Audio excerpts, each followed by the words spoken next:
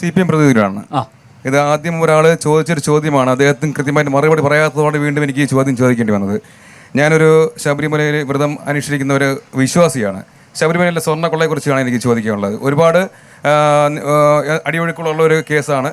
CPMന്റെ പ്രതിനിധിയായിട്ടുള്ള ആൾക്കാർ തന്നെയാണ് ഇതിൽ അകപ്പെട്ടിരിക്കുന്നത്. പത്മകുമാർ ഉൾപ്പെടെയും മുരാരി ബാബു ആയിരുന്നാലും വാസു ആയിരുന്നാലും ഇതെല്ലാം ചെറിയ അണികളല്ല, എല്ലാം വലിയ വലിയ സ്രാവുകളാണെന്ന് എല്ലാവർക്കും അറിയാം.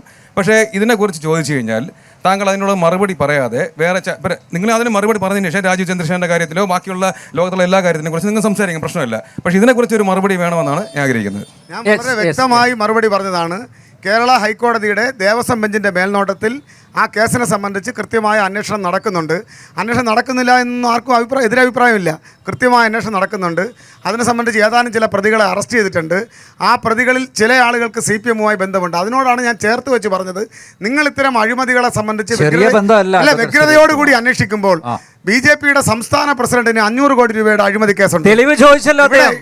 ഇവിടെ പെരിങ്ങമലയിൽ 48 ലക്ഷം രൂപ BJPയുടെ സംഘടനാ സെക്രട്ടറിയോട് അടിയന്തരമായി അടയ്ക്കാൻ വേണ്ടിയിട്ട് ആ തെളിവ് ആരോപണം ഉന്നയിച്ച ചാനൽ പോലും അത് ആരോപണമാണോ?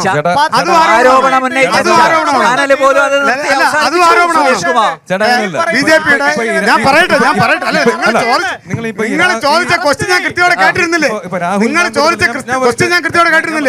BJPയുടെ സംഘടനാ സെക്രട്ടറി ശ്രീ S. സുരേഷ് ഇവിടെ പെരിങ്ങമല ബാങ്കിൽ നിന്നും 48 ലക്ഷം രൂപ എടുത്തിട്ടുണ്ട്.